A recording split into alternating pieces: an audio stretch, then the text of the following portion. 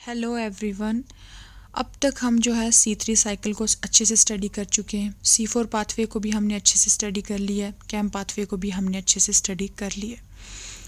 अब मैंने जब C4 पाथवे पढ़ाया था तो उसमें मैंने कहा था कि प्लांट्स जो है वो खुद को फोटो रिस्पिरेशन से बचाने के लिए क्या करते हैं, उन्होंने क्रेन्स एनाटॉमी को अडॉप्ट किया है।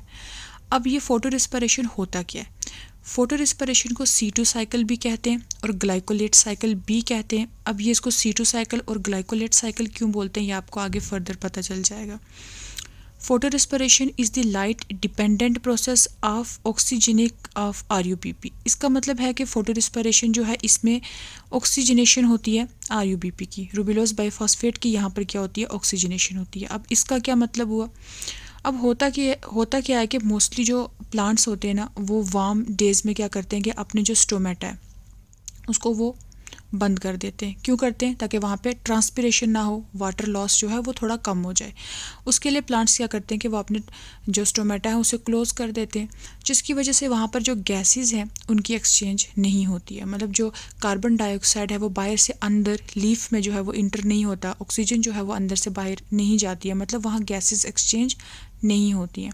जिसकी वजह से वहाँ पर क्या होता है कि जो ऑक्सीजन है उसकी जो कॉन्सेंट्रेशन है वो ज़्यादा हो जाती है, कार्बन डाइऑक्साइड की कॉन्सेंट्रेशन कम हो जाती है। अब ऑक्सीजन की कॉन्सेंट्रेशन ज़्यादा कैसे होती है? जब मैंने लाइट रिएक्शन के बारे में पढ़ाया था तो मैंने कहा था कि जो थाइलाकॉइड की मेम्ब्रेन है उसमें लाइट रिएक्शन हो रही होती है, और जब वहाँ पर फोटोलिसिस ऑफ वाटर होता है तो वहाँ पर ऑक्सीजन जो है वो रिलीज़ होती है और फिर वो आउटर इन्वायरमेंट में डिफ्यूज़ होती है। बट यहाँ जो है स्टोमेटा ही बंद है तो ऑक्सीजन जो है वो आउटर इन्वायरमेंट में डिफ्यूज़ नहीं हो सकती है। लेकिन अब जो लीफ है, प्लांट का लीफ है, उसमें जो ऑक्सीजन है वो तो कंटिन्यूली प्रोड्यूस हो रही है, तो उसकी कॉन्सेंट्रेशन जो है वहाँ पर इंक्रीज़ हो रही है। लेकिन कार्बन डाइऑक्साइड जो है वो बाहर से अंदर लीफ में जो है वो नहीं इंटर हो पा रही है, क्योंकि स्टोमेटा बंद है तो कार्बन डाइऑक्साइड की वहाँ पर कॉन्सेंट्रेशन जो है वो कम हो जाती है। अब इस सिचुएशन में क्या होता है कि जो रुबिस्को एंजाइम होता है वो क्या करता है कि वो RUBP की ऑक्सीजनेशन कर देता है। मतलब RUBP जो है उसके साथ ऑक्सीजन जो है वो बाइंड होने लग जाता है, मतलब रुबिस्को एंजाइम जो है वो ऑक्सीजन की फिक्सेशन करने लग जाता है। लेकिन हमने केल्विन साइकिल में पढ़ा था कि नॉर्मली क्या होता है कि कार्बन डाइऑक्साइड की फिक्सेशन होती है, RUBP के साथ कार्बन डाइऑक्साइड बाइंड करता है in the presence of Rubisco enzyme, ठीक है। लेकिन यहाँ पर क्या होता है कि ऑक्सीजन जो है वो बाइंड करने लग जाता है RUBP के साथ, ठीक है, in the presence of Rubisco enzyme. और ये तभी होता है जब कार्बन डाइऑक्साइड की कॉन्सेंट्रेशन कम होती है और ऑक्सीजन की कॉन्सेंट्रेशन जो है वो ज़्यादा होती है। अब इससे प्लांट को बहुत ज़्यादा नुकसान हो सकता है। जैसे जो असेमिलेटरी प्रोडक्ट्स होते हैं प्लांट्स के, जैसे ATP हो गया, NADPH हो गया, उसका नुकसान होता है। जो ग्लूकोज कार्बोहाइड्रेट बनने वाली होती है उसका नुकसान होता है। अब ये जो on the basis of photo respiration दो तरह के प्लांट होते हैं, temperate plant and tropical plants. जो फोटो रिस्पिरेशन है ये टेम्परेट प्लांट्स में होती है, ट्रॉपिकल प्लांट्स में ये नहीं होती है। अब फोटो रिस्पिरेशन जो है ये होती कहाँ है? इसकी साइट ऑफ फोटो रिस्पिरेशन में 3 ऑर्गेनेलीज जो हैं वो इन्वॉल्व होती हैं। पहली होती है क्लोरोप्लास्ट, दूसरी है पेरोक्सिसोम जो कि एक्चुअल साइट होती है जहाँ पर फोटो रिस्पिरेशन होती है, और तीसरी है माइटोकॉन्ड्रिया। अब with the help of a diagram हम समझेंगे कि किस तरीके से जो है वो फोटो रिस्पिरेशन होती है।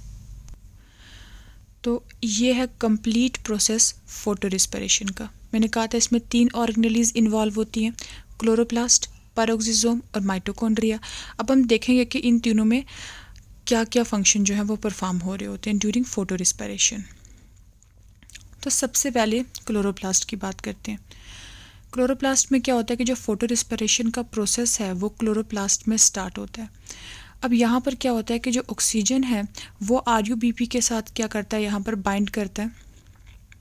RUBP के यहाँ पर 2 मॉलिक्यूल्स प्रेजेंट होते हैं, इसके साथ जो ऑक्सीजन है वो बाइंड करता है in the presence of Rubisco enzyme. और ये जो RUBP है ये स्प्लिट हो जाता है इनटू फास्फोग्लाइकोलेट। यहाँ पर एक तो यहाँ पर फास्फोग्लाइकोलेट बनता है और दूसरी तरफ यहाँ पर PGA बनता है। PGA मतलब कि फास्फोग्लाइसीरेट, जो कि 3 कार्बन कंपाउंड है, 3 कार्बन से मिलकर बना हुआ होता है और ये केल्विन साइकिल में चला जाता है। और दूसरी तरफ जो यहाँ पर फास्फोग्लाइकोलेट बनता है ये 2 कार्बन कंपाउंड है, मतलब ये 2 कार्बन से मिलकर बना है। इसके भी यहाँ पर 2 मॉलिक्यूल्स बनते हैं।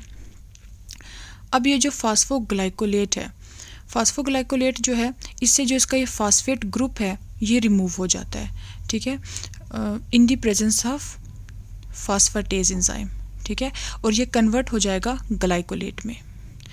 अब ये जो पूरा प्रोसेस है ये अभी तक का ये कहाँ पर हो रहा है, ये क्लोरोप्लास्ट के अंदर हो रहा है। अब यहाँ से क्या होगा कि ये जो ग्लाइकोलेट है ये आगे डिफ्यूज़ हो जाएगा पैरोक्सिसोम के अंदर, जो कि एक्चुअल साइट है फोटो रिस्पिरेशन की। ये ग्लाइकोलेट जो है ये डिफ्यूज़ हो जाएगा पैरोक्सिसोम के अंदर। अब पैरोक्सिसोम में क्या होगा कि ये जो ग्लाइकोलेट है ये ऑक्सीडाइज हो जाएगा बाय ग्लाइकोलेट ऑक्सीडेज एंजाइम, ठीक है। तो यहाँ पर बनेगा ग्लाइऑक्सिलेट और H2O2, मतलब कि हाइड्रोजन पेरोक्साइड। हमें पता है कि हाइड्रोजन पेरोक्साइड कितना ज़्यादा रिएक्टिव होता है। अब उसके बाद यहाँ पर क्या होगा कि जो ग्लाइऑक्सिलेट है ये आगे कन्वर्ट हो जाएगा अमाइनो एसिड ग्लाइसिन में। ग्लाइसिन के भी यहाँ पर 2 मॉलिक्यूल्स बनेंगे और ये भी 2 कार्बन कंपाउंड है, मतलब ये भी 2 कार्बन से मिलकर बना है। अब ये जो ग्लाइऑक्सिलेट है ये ग्लाइसिन अमाइनो एसिड में कन्वर्ट होगा बाय ट्रांसअमाइनेशन रिएक्शन, ठीक है, और उस रिएक्शन को कैटालाइज कौन करेगा, ग्लूटामेट ग्लाइऑक्सिलेट ट्रांसअमाइनेज एंजाइम। वो जो होता है वो उस रिएक्शन ट्रांसअमाइनेशन रिएक्शन को कैटालाइज करता है और फिर ग्लाइऑक्सिलेट जो है उससे ग्लाइसिन अमाइनो एसिड जो है वो वहाँ यहाँ पर बनता है पैरोक्सिसोम के अंदर। अब इसके बाद क्या होगा कि ये जो ग्लाइसिन है ये आगे माइटोकॉन्ड्रिया के अंदर डिफ्यूज़ हो जाएगा, ठीक है।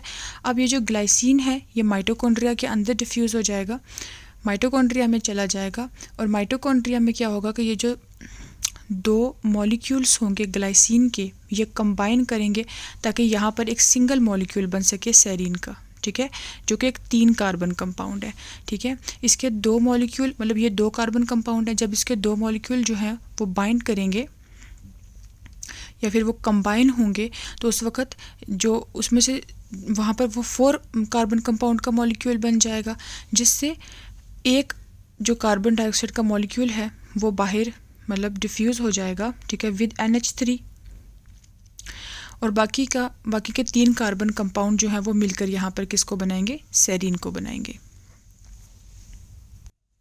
एक और चीज़ है, यहाँ पर हमने देखा कि ग्लाइसिन जो है वो सेरीन बन रहा है और यहाँ पर NADH जो है वो यूटिलाइज़ हो रहा है, ठीक है। NADH जो है वो NAD में कन्वर्ट हो रहा है और यहाँ पर एनर्जी जो है वो रिलीज़ हो रही है, ठीक है, और उस एनर्जी की हेल्प से जो ग्लाइसिन है वो सेरीन को बना पा रहा है। मतलब इस पूरे प्रोसेस में अब तक हमने देखा है कि H2O2 बना है जो कि बहुत ही ज़्यादा टॉक्सिक है, ठीक है। यहाँ पर जो है एनर्जी की यूटिलाइजेशन हो रही है, लेकिन अभी तक यहाँ पर किसी भी चीज़ की प्रोडक्शन नहीं हुई है, ठीक है। अभी तक यहाँ पर जो एनर्जी है वो यूज़ हो रही है सिर्फ। अब यहाँ पर जो है वो सेरीन बनेगा, सेरीन जो है वो आगे फर्दर दोबारा से जो है वो ट्रांसपोर्ट हो जाएगा किसके अंदर, पैरोक्सिसोम के अंदर दोबारा ये सेरीन चला जाएगा, डिफ्यूज़ हो जाएगा पैरोक्सिसोम के अंदर। अब यहाँ पर जो सेरीन है ये कन्वर्ट हो जाएगा हाइड्रोक्सी पाइरूवेट में with the help of transamination reaction. यहाँ पर भी ट्रांसमाइनेशन रिएक्शन होगा, मतलब कि रिलीज ऑफ NH3 अमोनिया। तो ये जो सेरीन है ये कन्वर्ट हो जाएगा हाइड्रोक्सी पाइरूवेट में। अब ये जो हाइड्रोक्सी पाइरूवेट है ये यहाँ पर इसकी क्या होगी, रिडक्शन होगी, ठीक है, ये रिड्यूस होगा और ये कन्वर्ट हो जाएगा ग्लाइसीरेट में, ठीक है। और जब इसकी हाइड्रोक्सी पाइरूवेट की यहाँ पर रिडक्शन होगी तो यहाँ पर NADH का दोबारा यूज़ होगा, ठीक है। NADH जो है वो कन्वर्ट हो जाएगा, NAD में एनर्जी जो है वो रिलीज़ होगी और वो एनर्जी जो है वो रिडक्शन के प्रोसेस में यहाँ पर यूज़ होगी और हाइड्रोक्सी पाइरूवेट जो है वो कन्वर्ट हो जाएगा ग्लाइसीरेट में। अब ये जो ग्लाइसीरेट है ये 3 कार्बन कंपाउंड है, मतलब ये 3 कार्बन से मिलकर बना है, ठीक है। अब ये जो सेरीन है ये जो ग्लाइसीरेट है ये यहाँ से आगे जो दोबारा डिफ्यूज़ करेगा किसके अंदर, क्लोरोप्लास्ट के अंदर। ग्लाइसीरेट जो है ये 3 कार्बन कंपाउंड है।